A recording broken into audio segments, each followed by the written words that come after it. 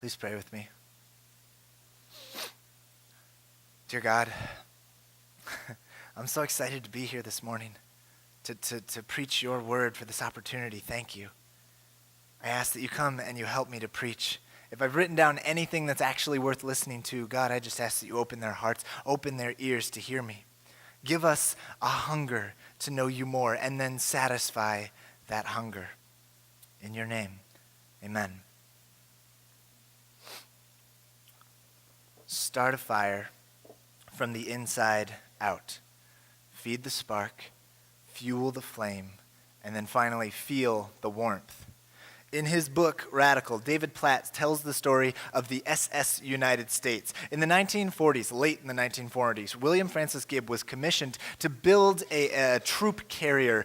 He was given $80 million to build this troop carrier warship. The goal was to create the fastest and most reliable troop carrier in the world, and he did. In 1952, they unveiled the SS United States, which was the fastest and most reliable troop carrier in the world, capable of transporting 15,000 troops at 44 knots. It's roughly 50 miles an hour, 10,000 miles without ever stopping. It could outrun anyone, travel nonstop to anywhere in the world in just 10 days. It was truly an incredible ship. Problem was, it was never used. It came out in 1952, so it didn't have all that much to do. It was put on standby once during the Cuban Missile Crisis. But other than that, it never did anything. It was never used by the Navy as it was intended. Instead, it became a luxury liner for presidents and heads of state and other celebrities to be ferried around the world. As a troop carrier, it could carry 15,000 soldiers into combat, but as a luxury liner, it could carry less than 2,000. It had 695 staterooms, 4 dining salons, 3 bars, 2 theaters, and 5 acres of open deck with a heated pool, 19 elevators, and the world's first air-conditioned passenger ship. What am I describing? That's a cruise ship. Right? That's a cruise ship. That was turned into a cruise ship. Instead of a battleship, it became a means of indulgence. Just imagine the difference between the faces of 15,000 soldiers getting ready to head into combat, right? They're getting ready for battle, headed full steam into the heat of things. And then contrast that with the faces of a couple hundred celebrities eating their bonbons, watching a movie in the theater after swimming in the heated pool. Now, please don't get me wrong. There's nothing wrong with a cruise ship. That sounds like a lot of fun, but that's not what they built that ship for. That's not why they spent $80 million of the Navy's money. That's not what a troop carrier is. All that power, all that ability, wasted. Do you see where I'm going with this? Today, I want to ask the question, is our church a troop carrier or a luxury liner? Are we marching into battle against the brokenness of the world, or are we a self-centered place of indulgence? Today is the first Sunday in July, which marks the anniversary of my first Sunday here at Wesley as a pastor ever. Today I start my 4th year in ministry here at Wesley. I'll warn you, you should have got rid of me while you had the chance. For the next year, we are going to be focusing on how to become a troop carrier church marching into battle. We are going to emphasize and learn what it means to become an externally focused church. Our vision for the next 12 months is to start a fire from the inside out.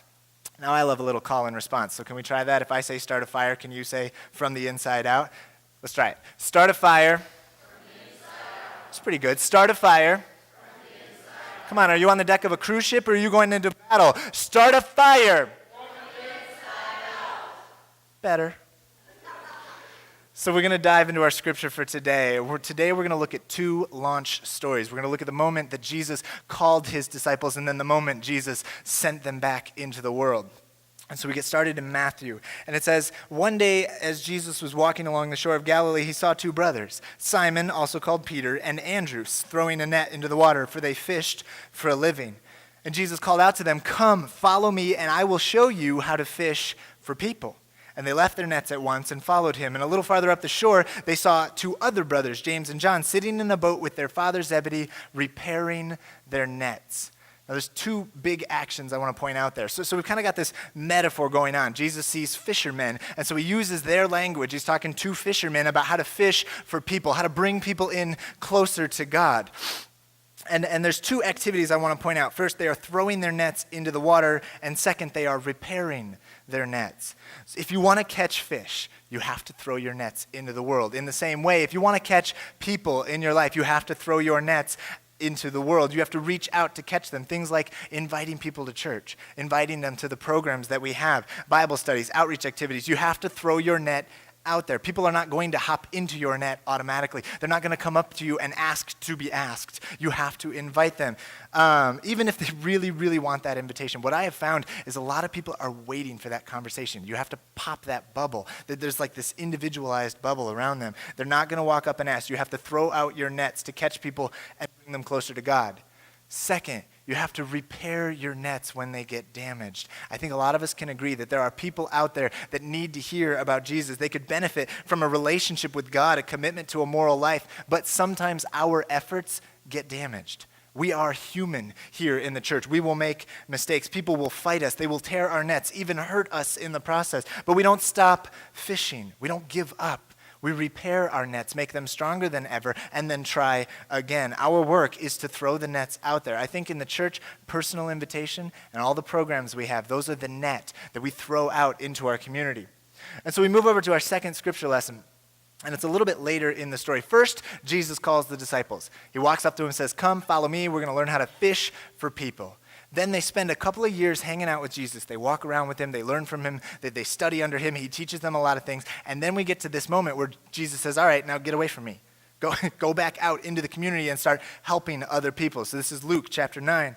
It says, "One day Jesus called together the 12 disciples, and he gave them the power and authority to cast out all demons and to heal all diseases. And then he sent them out to tell everyone about the kingdom of God and to heal the sick."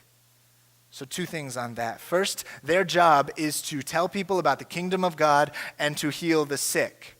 Now, I want to take a second and let those words echo through the centuries. I don't think Jesus was talking to just 12 guys 2,000 years ago. I think he's talking to us right here, right now. Our job is to heal the sick and to tell people about the kingdom of God. But I don't think Jesus was telling us that we all have to be doctors. I don't think that was the instruction. I want to expand the definition of that word sick. What if healing the sick included those who were sick in their hearts? What if healing the sick included those who were sick in their minds, sick of living paycheck to paycheck, sick of poverty, sick of food stamps, sick of teen pregnancy, sick of the drugs, sick of being homeless, sick of their kids going hungry? Heal the sick. We are here to heal the sick.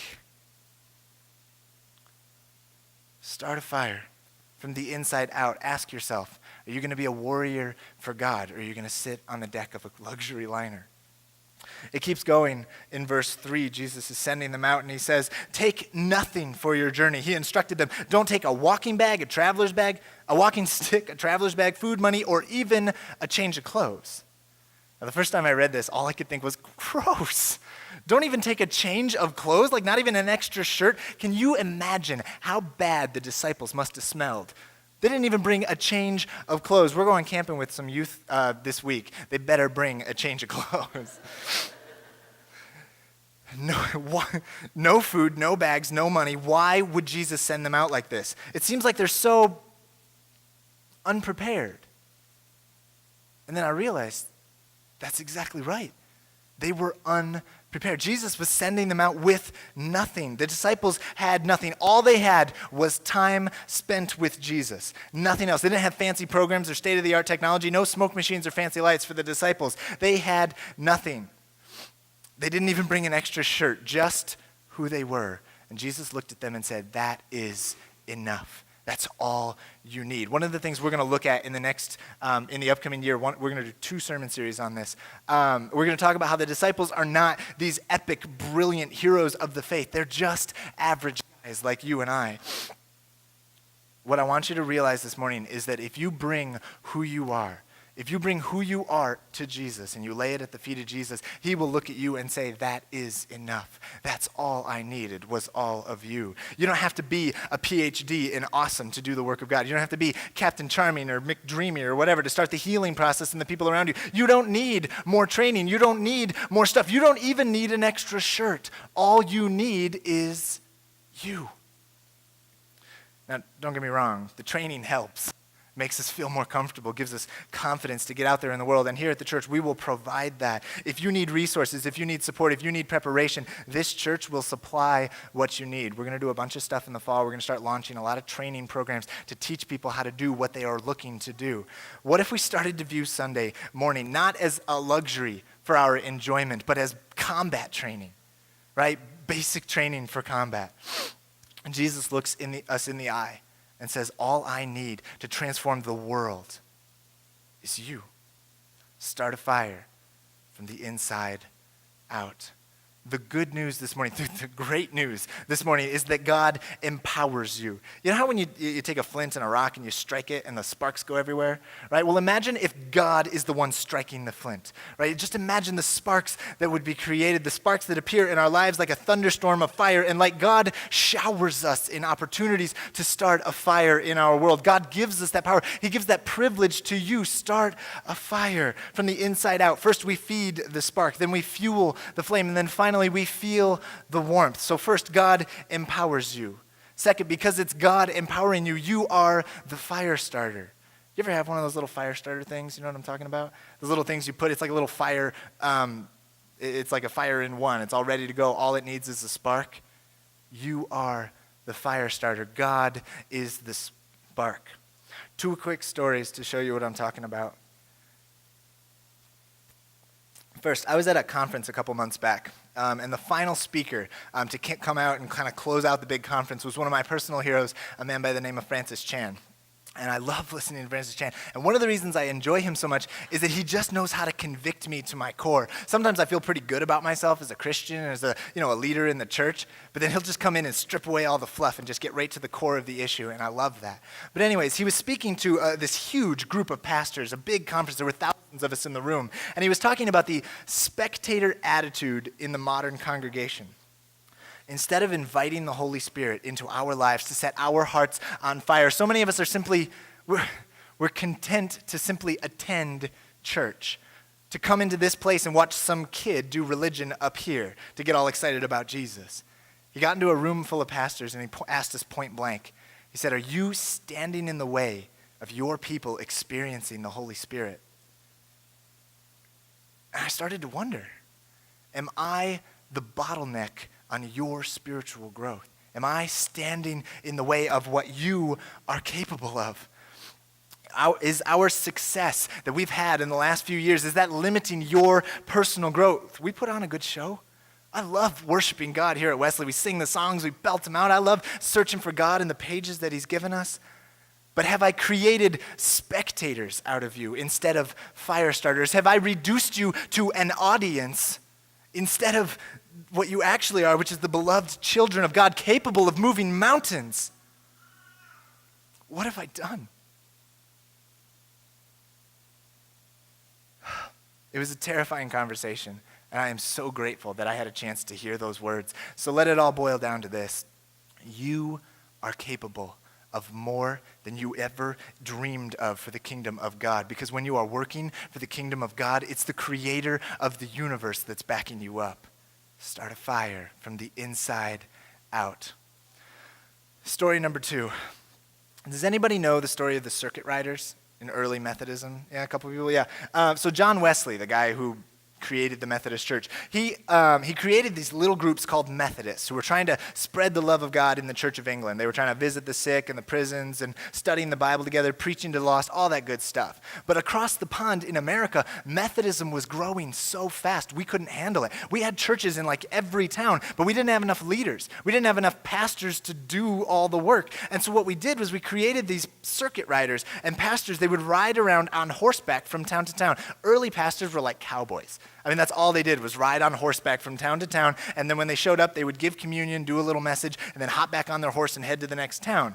Problem is, even traveling all the time back then, they could only get into town maybe once a month. Side note, that's why we do communion once a month. It's a remnant of the circuit riders, because that's all they could do. They did it as often as they could. But on the other weeks of the year, when the pastor was gone, the other 3/4 of the year, and we're talking 45 weeks a year, the church was led by laity, just regular people in the congregation, leading the charge to spread God's love, to spread God's message over to the world. Now, over time, the church got big enough. It got organized enough that they could have a pastor at every church. We professionalized the ministry. We hired someone to stay at every church. Now, the reason I'm telling you all of this is because you can mark the moment we professionalized the ministry. We started paying pastors to stay put, because that is the moment the Methodist Church started to decline. Do you understand what I'm telling you? We took the power away from you, and we put it in the hands of one person. We said, this is your job, not our job. And the kingdom of God suffered. You are the fire starter. You are capable. God empowers you. You are all he needs to get his work done in the world. Start a fire from the inside out. You have within you the same power, the same capacity that walked on water. Do you understand that? The same power that multiplied the loaves and bread, the loaves and fish, that fed the hungry, healed the sick, gave sight to the blind. Think about our community. Just for a second, think about our community. What is a hurt in our world that you have a passion for? Are you drawn to those who struggle with drugs? Does your heart break for pregnant teenagers? Do you worry about deadbeat dads who are not there for your kids? Do you weep for the families who are torn apart by alcohol, abused women, homeless people, starving families? What is the brokenness in our world that you wish you could fix? Hypothetically. Take a second, actually think of this. Hypothetically, if you could fix one thing about Ishpeming or Nagani or wherever you're from, if you could fix one thing, what would it be? Hypothetically, just think of something. You don't have to tell me, but I want you to actually think of something. If there was one thing in our community that you could fix, what would it be? What I want you to realize this morning is that that is not a hypothetical question. You are capable of moving mountains. For the past couple of months, I've been taking a class on leadership and church growth. It's an amazing class called the Reach Leadership Summit. If you ever hear that I'm traveling downstate, which I do a lot, I'm either going to the design team to work on some stuff with the bishop, or I'm going to the Reach Leadership Summit. And basically, every month, I get to travel to a new church, and I get to hear their story and what they've been doing in that church. And then there's usually a presenter that teaches us something about how to manage churches and be successful. And a couple of months ago in April, I had the privilege of listening to a man named Mark Jobe. And he was an incredible guy. He's a non-denominational pastor out of Chicago. And his story, he came to a church that had about 18 people, just this tiny little church in the Spanish part of downtown Chicago. And he met with these 18 people, and he grew that church to about 200. And then another church came up to him and said, we're struggling, we're dying, we are on our last legs, will you help us? And so he prayed about it with his team for a while, and they launched a second location. They kind of took over this other church, and they took on their responsibilities, and they built them back up. And then another church came to him and said, we're in trouble too. Can you help us? And then another church. In 20 years, he now has 25 locations with 31 pastors running over 40 services in 3 different languages. His church, one congregation in 25 locations, is 5,000 people all over Chicago. I was blown away. It was amazing, this story. He's raised up, you understand, in 20 years, he's raised up 30 pastors. That church is spitting out a pastor every year and more. And he challenged us. He said, a healthy church is able to replicate every 3 years or so. I'm sitting there going, oh, shoot. I've been here for 3 years, and we're not ready to launch. We're doing well. We're growing. We're very healthy. I'm very pleased with some of the things we do, but I'm not ready to launch another church. And I know that there are areas that need it. There are places in Ishpeming. What if we put a campus out on the base? What if we put a campus in downtown Heroin Heights where they really need us? And so I started in on the excuses. I'm sitting there with 20 people right in this room, and I start in on the excuses. And I'm like, well, what about declining demographics? Right? I live in a town that's kind of declining a little bit, and I live in a place where the population's going down, so that makes sense, right? It's okay that I'm not growing that much. And he didn't know the specifics of my situation, but he looked at me and he said, it's not about whether your town is growing or shrinking. It's about how many people are out there that need help. It's about how many people are out there that don't know about Jesus, and usually there are enough people out there to fill up every single church twice over. So I did a little thought experiment. I did a quick search online, and I came up with a list of about 15 churches in Ishpeming. We've got 2 Baptist, 2 Catholic, 2 Episcopal, 1 Presbyterian, Mission Covenant, Assembly of God, 5 Lutherans, and of course 1 Methodist church. Now suppose you divide up the people of Ishpeming equally amongst all the places of worship in Ishpeming. Do you know how many people should be in every church? 400 in every single church. Now, I know what you might be thinking, well, that big church across the street, they've got about that many. I've heard a rumor that they have as many as 600 every week. And the big Lutheran church downtown, they're pretty big. They got like 300 every week. Maybe that's true. But we also know that there are churches in our community that have 15, that have 20, that have 50. Say it averaged out to about 200 in every church. Say that's the average. That's not the average, but say it is. There would still be 3,000 people left in our community to reach, and that's in Ishpeming alone. I'm not even talking about Negaunee. Forget Marquette. My point with all these numbers is that even though the population might be declining, maybe there's less jobs, maybe people are moving away or people are getting older, all those little excuses that we tell ourselves, even with all of that, there are still enough people who need Jesus, who need our help and do not know about Jesus to fill every church in Ishpeming twice over. North Iron could have 2,000 people in worship every week, and I hope they get that big because there would still be thousands for us to reach with our ministries and the things that we are doing here in this church. When you look at it that way, I was inspired. This is the best time to be someone in the church. We have so many people to reach, so many people that we could help. The harvest is ripe, just waiting to be brought in. So the only question I had was, how?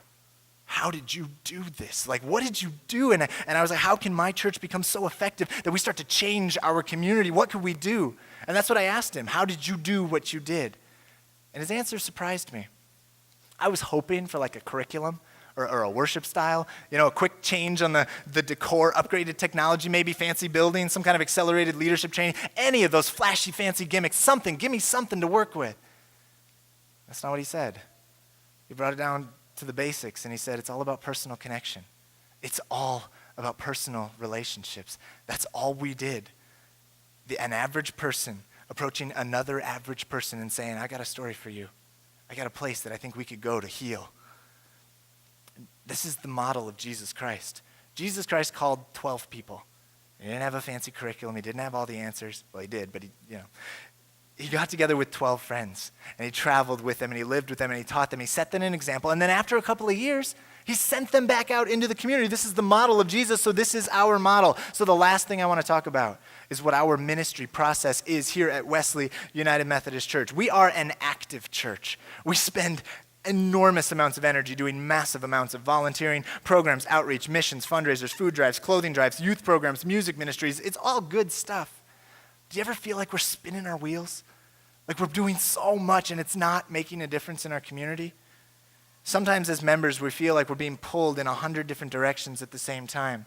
The last piece of the Start a Fire vision is the launch of a comprehensive, cohesive ministry process that people can use to grow spiritually. We are in the business of healing the broken. That's what we do here at church. We take people and we try and make their lives better. We try to bring them closer to God, to help them grow spiritually. Using the fire imagery, there are 3 steps. Actually, if we could click to the next slide. The first is feed the spark.